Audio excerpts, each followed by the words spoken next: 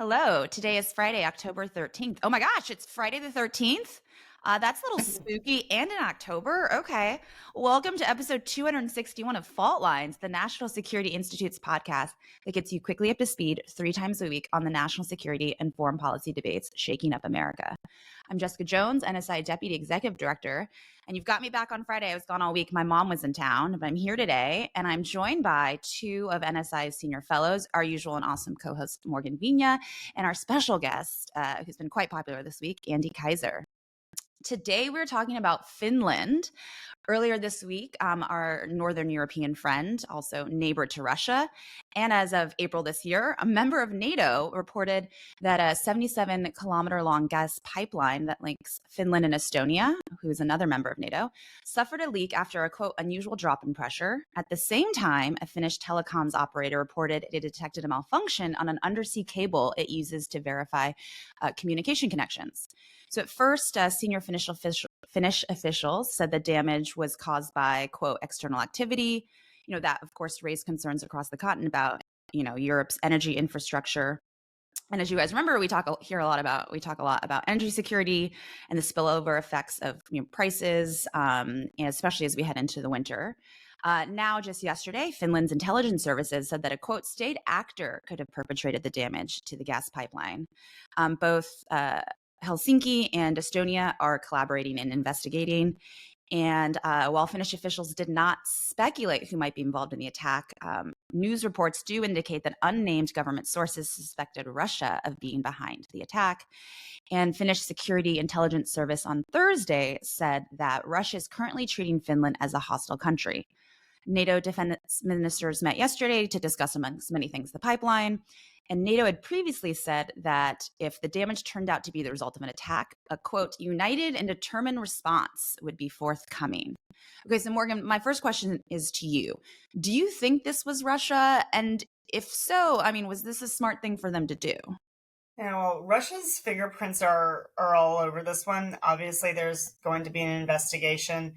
But if it is determined that Russia is the culprit, this may very well be a very calculated and strategic approach by Moscow to launch sort of aggression against NATO allies, particularly when European allies and the United States are distracted by the events going on in Israel. So this could be a very opportunistic Putin just really trying to take advantage of just a lot of world events right now, and really trying to sort of level a blow against a new NATO ally. Yeah, Angie, what do you think? And can you tell us a little more about the pipeline? Like, we don't talk that much about on the show about Finland and Estonia. Like, how important is this? These underwater cables as well.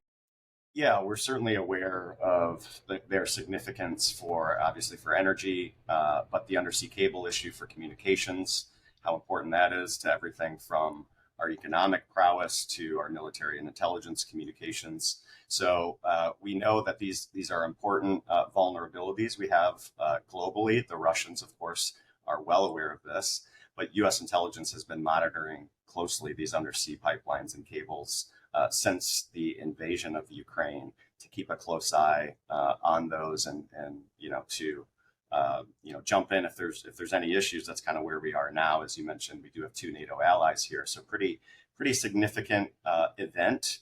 Putin probably can get away with a high impact, low cost type attack here because he will keep it in this sort of gray zone of non-attribution, where everybody will know he did it and no one will take credit or responsibility for it. And I'm not certain how the NATO collective will respond. I can't imagine some type of kinetic response.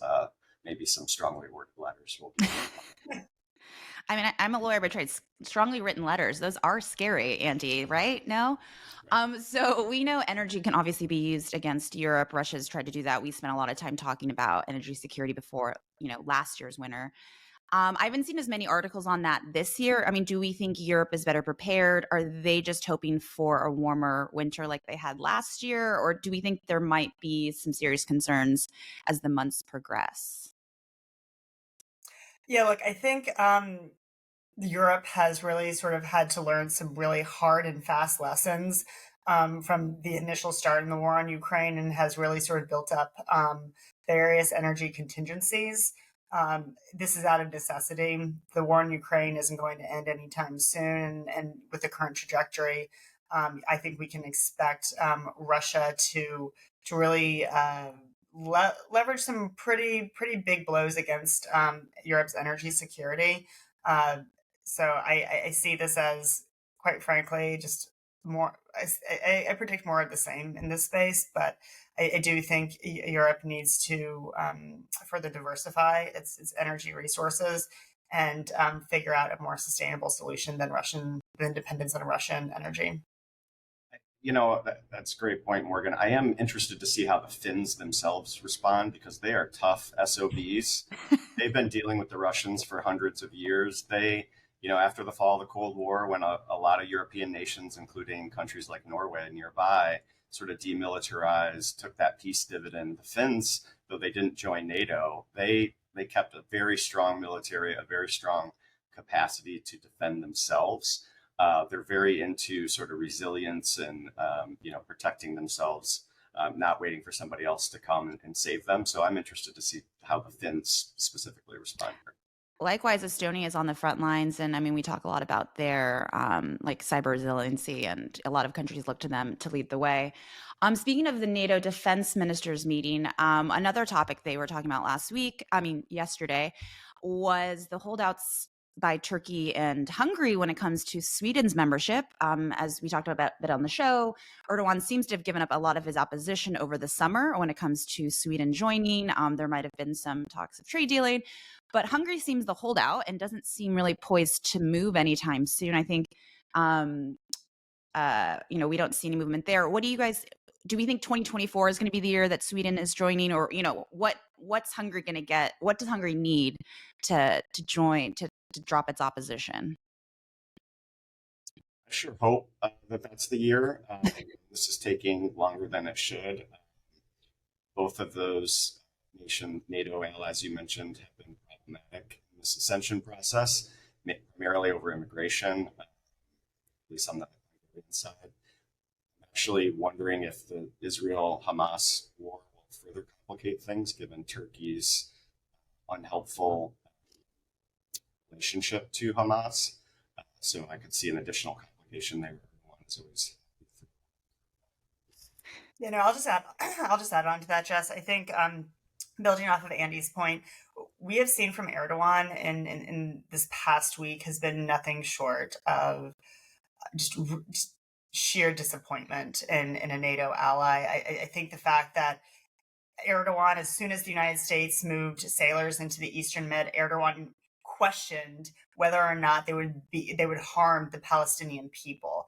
I mean, I think to levy some sort of, I think it's just absolutely ridiculous that we would have a NATO partner question such a thing. We're supposed to be giving, at least we have an administration that is willing to give Turkey F-16s. I think we should be carefully considering that decision. I wonder if we should also take a look at our relationship with a pro-US government in Greece and see what we can do to bolster them at this point. Well, thanks, guys. With that, that's a wrap. Thanks so much to our special guest, Andy Kaiser, and to Alex Toki, Claude Jennings, and the rest of the NSI team for their help in producing today's episode. Join us again on Monday, October 16th, for another episode of Fault Lines, the National Security Institute's podcast that gets you smart fast on the national security and foreign policy debates shaking up America. We're now on YouTube, so if you want to see what Andy looks like, please check us out there. And if you like what you heard, be sure to rate, review, and subscribe.